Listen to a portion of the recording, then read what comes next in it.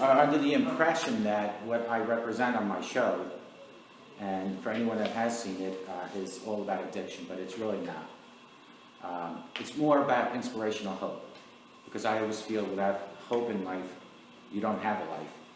And what creates hope is just having total strangers around you that might motivate you to be a better person. I truly believe even though we only have 6, 7 people here, it's still an exceptional night tonight. It's very exceptional because I'm able to speak about my book. And it was over 5 years ago that I created a show, and it's called Take Your Life Back Today Show.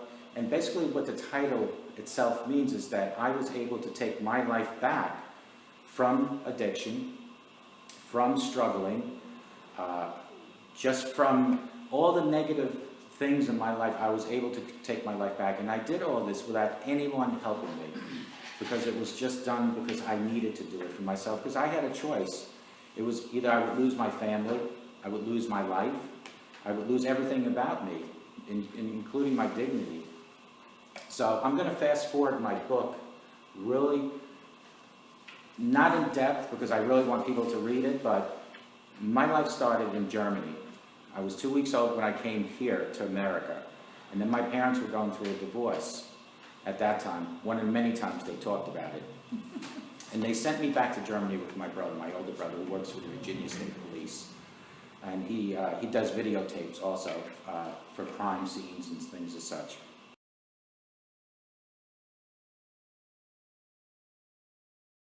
And I up in Germany.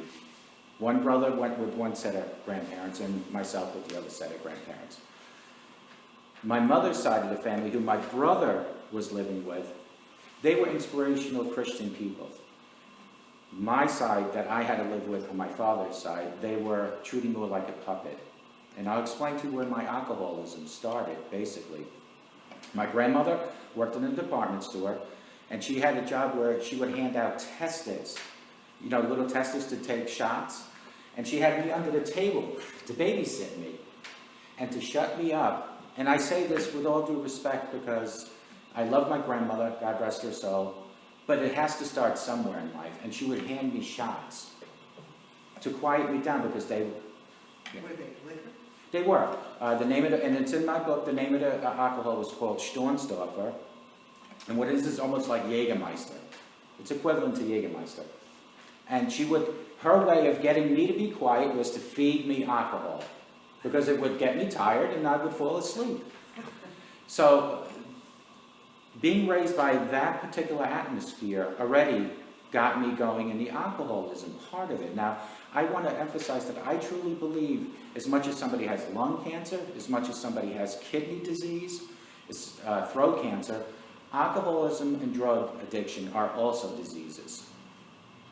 Why do I say that? Because I don't think there's any one person that wants to wake up in the morning with a blackout. There's not one person that wants to wake up knowing they maybe abused a person. They just don't know that they can live without alcohol or drugs. So when I was being raised in Germany,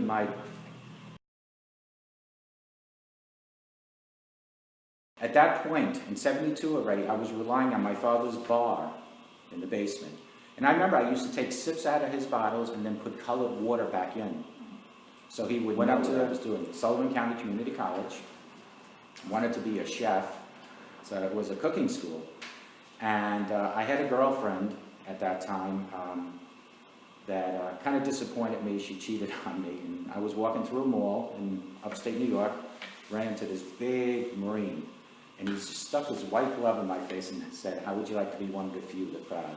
Next thing I knew, without even telling my parents, I was in Paris Island, South Carolina, on these yellow footprints in the Marine Corps boot camp. Within that week, the chaplain down there picked up something that I didn't even know, and that was that I had something within me, planted by my mother. I truly believe in God, to help other people. What happened was that I became a lay leader, and I received a medal for that. And what a lay leader is, it's almost like a psychiatrist. You have recruits that are suicidal, and then you have the chaplain. These recruits can't go to the chaplain to speak to them, so they needed a middleman. That was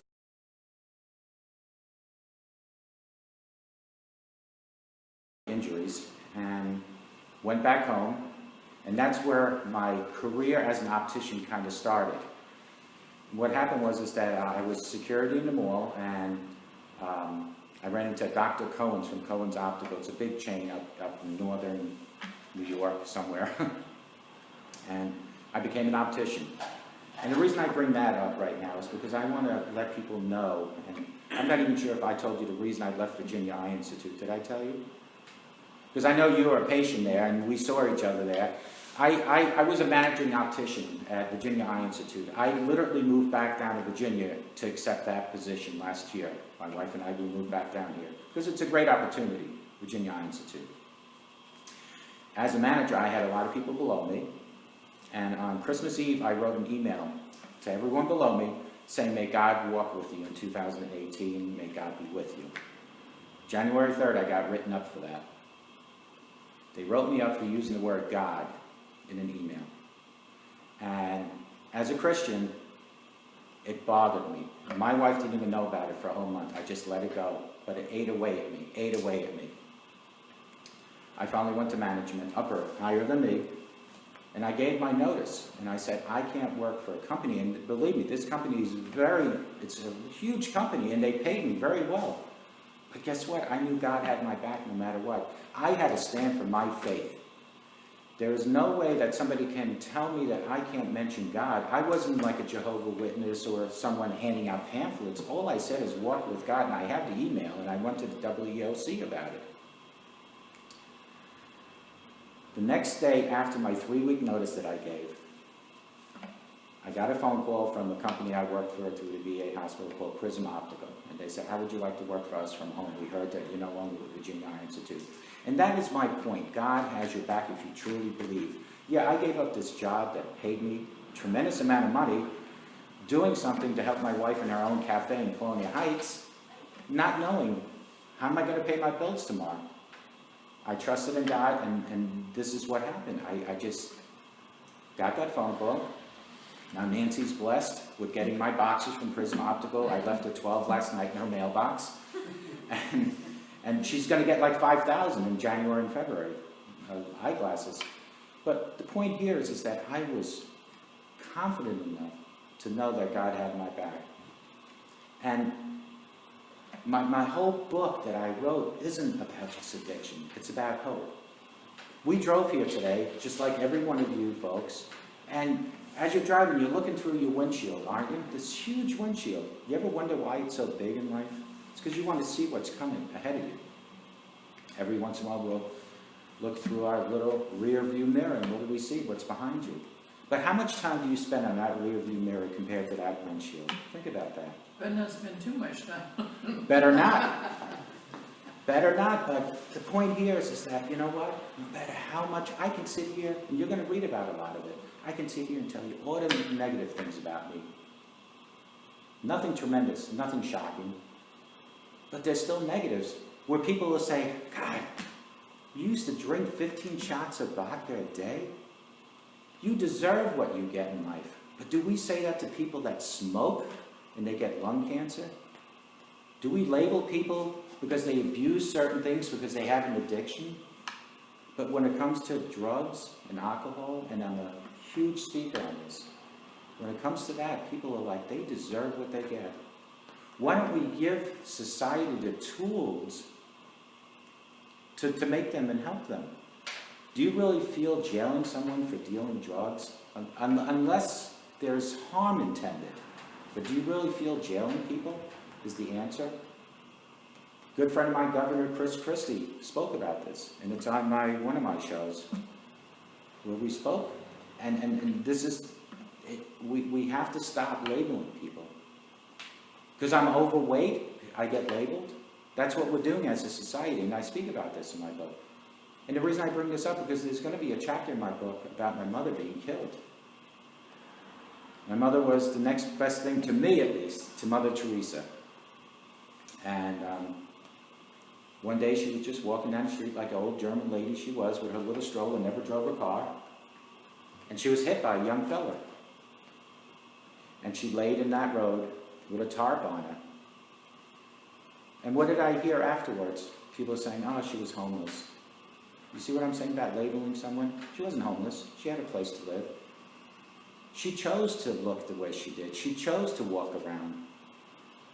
So my whole concept about my book is about we need to start treating each other in a better, more acceptable way. Do you realize that a simple smile to a total stranger can change that person's life? We walked through Walmart the other day, and I'm surprised he's not here. Guy was wearing a Marine Corps hat, and I walked up to him. He must have been about 20 years older than me, at least. He was probably 80, right? I think so. I put my arm around him. I said, "Simplify." Anybody know what that is? Yeah. And he said, "Oh, thank you." But it was that initiation of just a conversation. Next thing I knew, he told me he was going to be here, but no, he's not. But my point here is that just that simple extending your hand out to someone. And that's what my show is all about. And I know you said you've seen my show one time. But if you go back and look at some of the things that I talk about, you'll be amazed of incidents that I run into where people just treat other people as miserable. So this book is an autobiography. My next book is going to be about how I compare the AA 12-step to my life. I'm not an advocate of AA at all. I went to 3 meetings and I couldn't stand it. Because they had all these chairs lined up like this, and you had one group that's been there 10 years, one group that's been there 3 years. And then you had the newbies like me. And I felt like I needed to drink to fit in. I really did. So I would leave there every night for those 3 days that I went, and I said to my wife, I have to come up with a better way of beating my alcoholism. She couldn't help me. You can't help me with my alcoholism. I needed to find out how to do it. With the grace of God, I was able to do that. And each and every time I get a phone call at 2 in the morning, because I have a hotline, where somebody has a gun to their head, because they're ready to commit suicide, because of not even just addiction, it could be marital issues. That's my rehab. When I help somebody, it helps me more. It's selfish, isn't it? But when I help a person, it helps me more. I would give anything to anyone as long as I had it. And it doesn't make me any better than the next person, but what it does make me is a person that has empathy and compassion for my fellow humans. And if we all can just practice that in life, and I know 95% of society says they do it, but to truly spend year after year, day after day, going out and walking the streets of towns like I've done and just hand out, perfect example, I was at Penn Station 2 years ago. I was almost arrested for videotaping in Penn Station. Why were we videotaping? We were handing out, my wife and I, we packed all these bags of clothing, stamps, so they could write to their loved ones with envelopes, pens, put in $3.33. And I was videotaping, and they said, you're not allowed to do that. But we were just going out, like I always have done, just going into towns and handing out things to show people that there are people that care. There really are. And I can't describe my book any more than what I'm telling you, because that is me. People always say you're very transparent. Doesn't that bother you? But you know what? Transparency transforms a person. If you come and talk to me, I can guarantee you, you will not leave doubting what I'm telling you. Because I have no reason to lie to any person about anything from my past. I've said it all on video. It's all over the world. My biggest audience is in Asia, because I worked for a company that was out of China and Korea, and believe it or not, Alaska, because I know I've been to 200 villages up there, so they all know me now. What I say is what I mean. There is not one question you can ask me tonight that I will not be totally honest in answering. I've pretty much done everything but hurt a person. I've hurt myself, and I've hurt my family because of my past. Everything was right. I've never touched drugs. I think in college I smoked marijuana, but I didn't inhale. I think that's... Yeah. But that's the truth, because you know what? I've had a person that watched me smoke marijuana one time say, you don't even know how to smoke it. You're not even good at it. Because I'd be like... Didn't do anything for me. But let me tell you what alcohol did do for me. It allowed me to escape from reality. 2006, when I was a neighbor of Nancy, an ambulance showed up at the house, and you remember that. I cut grass all day on the property with a push lawnmower and drank 3 bottles of Irish Rose wine, I think it's called. Dehydrated, went to bed.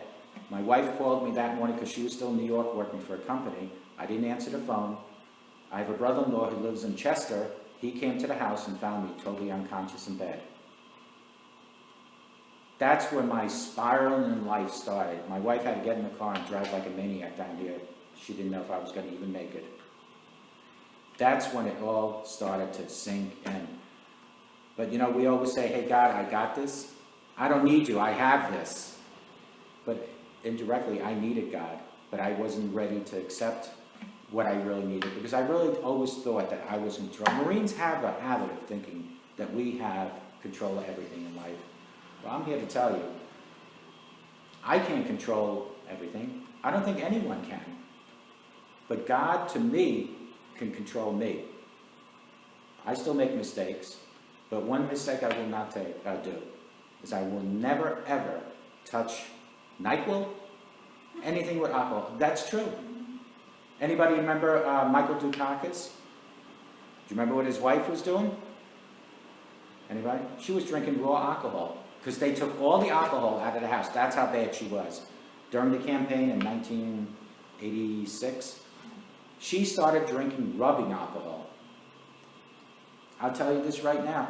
When I didn't have money to buy what I needed, and I was going to Manhattan every day from Long Island, 70 miles on a train, if I couldn't have enough money for my alcohol, I would take it from places that we needed to pay bills just to fulfill them. Little did I know I didn't need it, because it was a psychological, because I felt that I needed it to live, but I don't. It's great to wake up in the morning knowing what I did yesterday.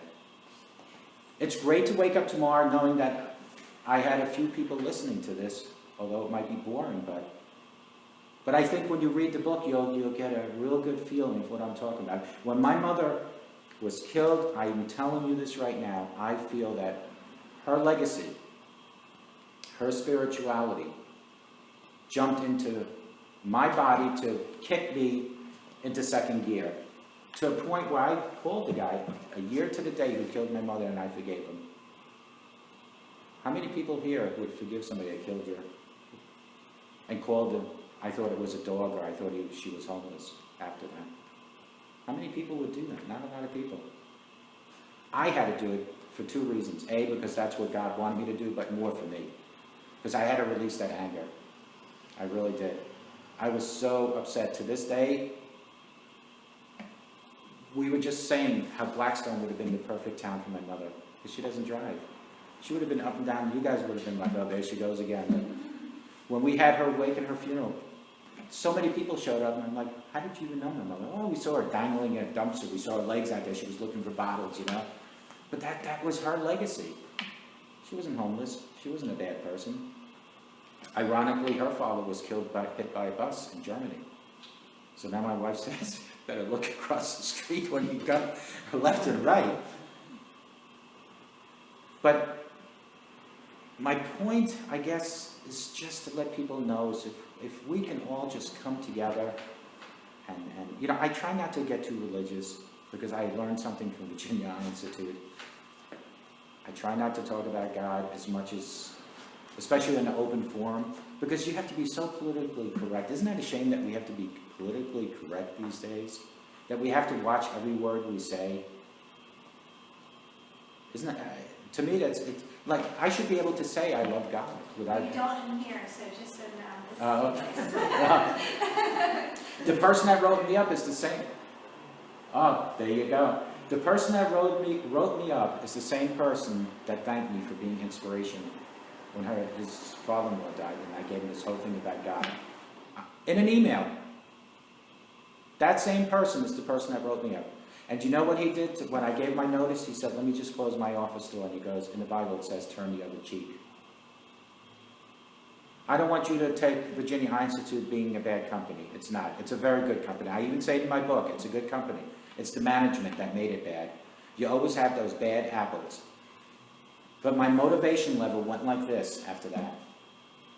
And people knew that something was wrong with Ralph because I'm this cheery guy. But you told me I can't mention God. What's wrong with that, right?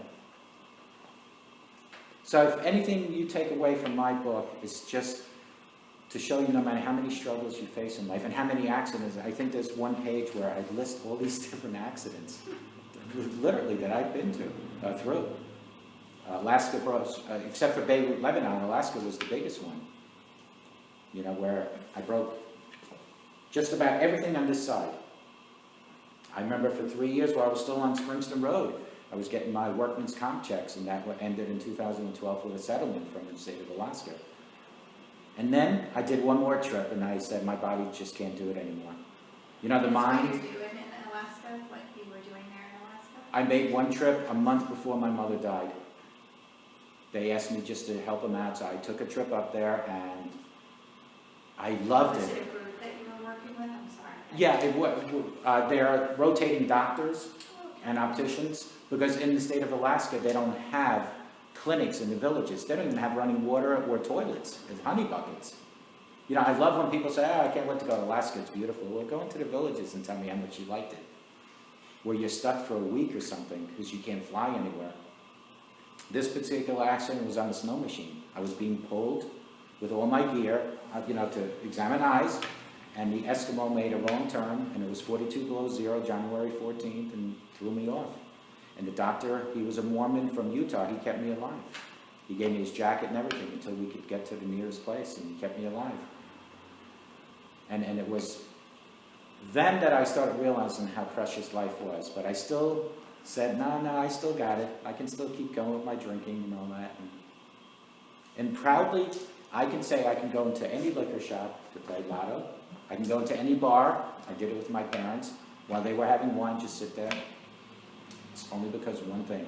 Because I know the repercussions, what it will cause to me in my life. But more importantly, I know I can live without it. I think in one of my shows, I was being interviewed, and I said I felt like a fish out of water without alcohol in me. And the person interviewed, she said, well, how did you examine people? You know, she's going like this because of the breath, you know, vodka. And I said, I was a functioning alcoholic.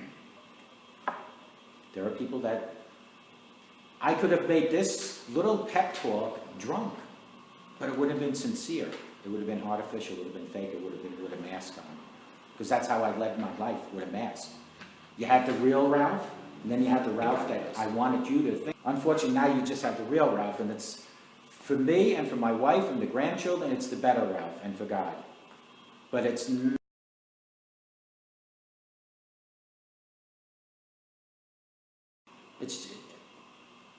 yeah, I could sit here forever and just keep talking. And this isn't a pity party of my life.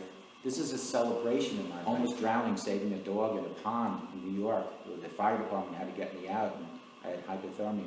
If I can go through all those struggles and still be a drunk at the time and make it, anyone can. So if anyone that looks at the cover of my book now says to me, oh God, another addiction book. Yeah. Drunks and addicts. Yeah, we know about it, but it's not. It's a celebration of what I went through, that I can sit here, stand here humbly and talk about it now. Because you know what?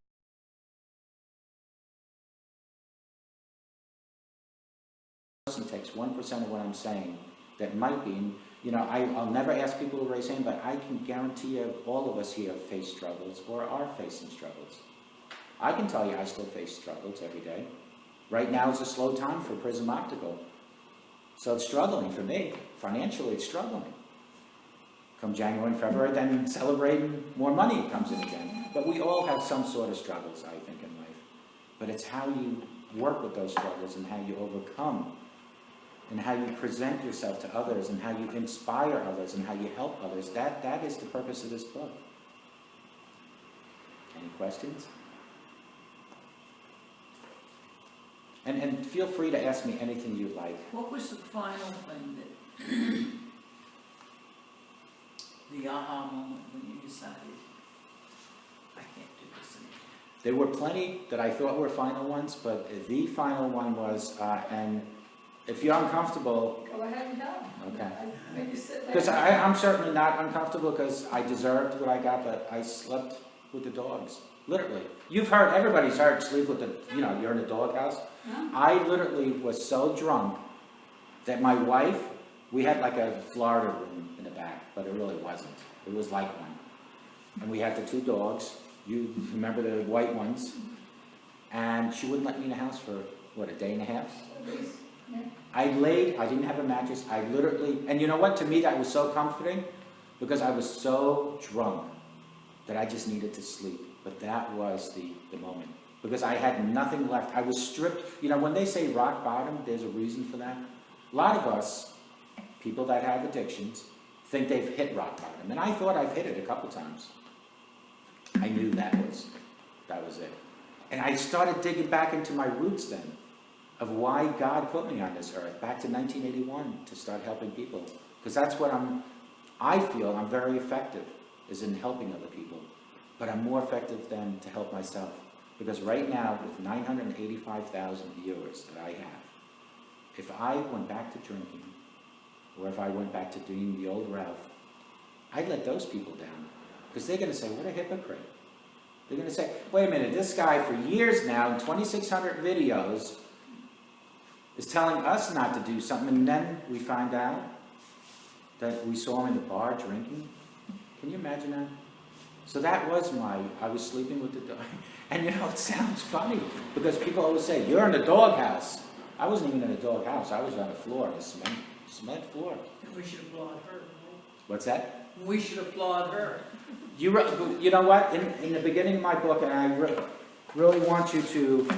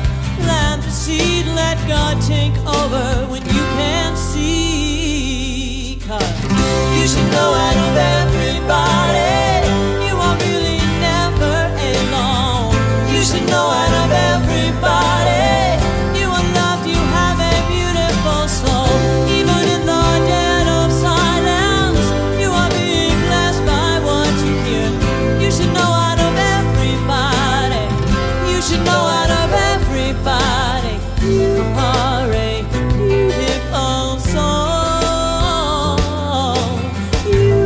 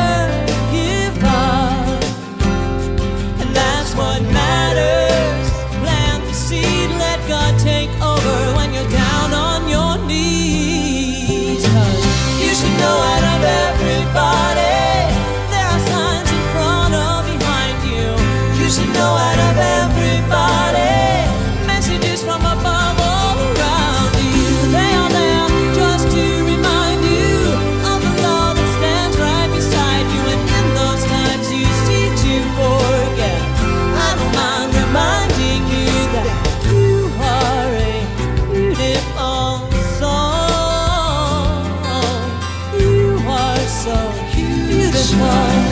You should know out of everybody, you are really never alone. You should know out of everybody, you are loved, you have a beautiful soul. Even in the dead of silence, you are being blessed by what you hear.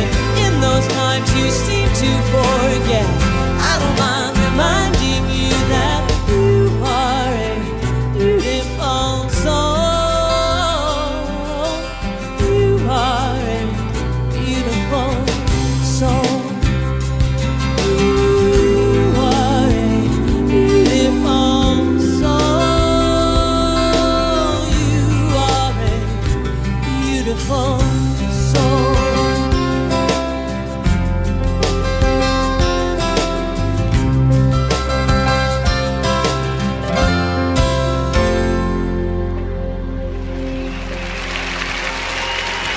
Thank you.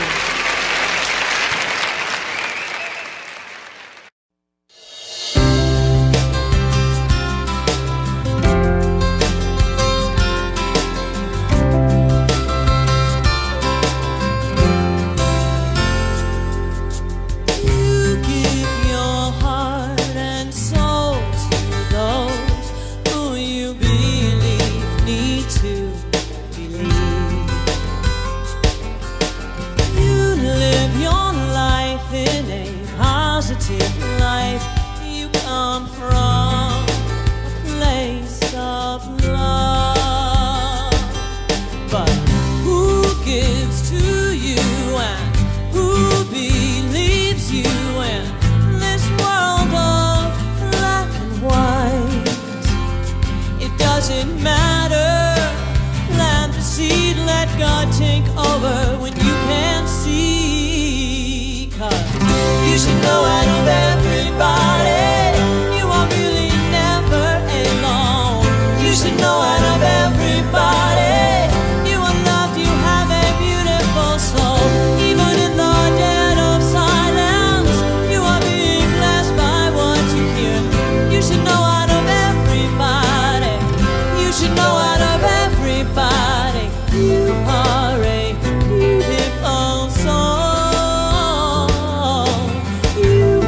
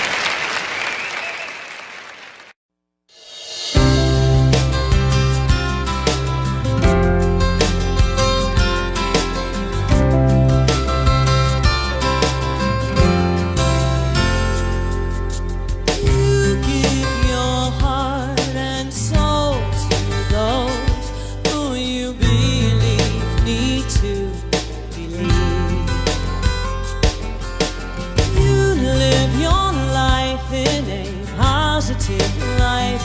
You come from a place of love. But who gives to you and who believes you in this world of black and white? It doesn't matter. Plant the seed, let God take over when you can't see. 'Cause you should know out of everybody, you are really never alone. You should know out of everybody, you are loved, you have a beautiful soul. Even in the dead of silence, you are being blessed by what you hear. You should know out of everybody, you should know out of everybody, you are a beautiful soul. You are a beautiful soul.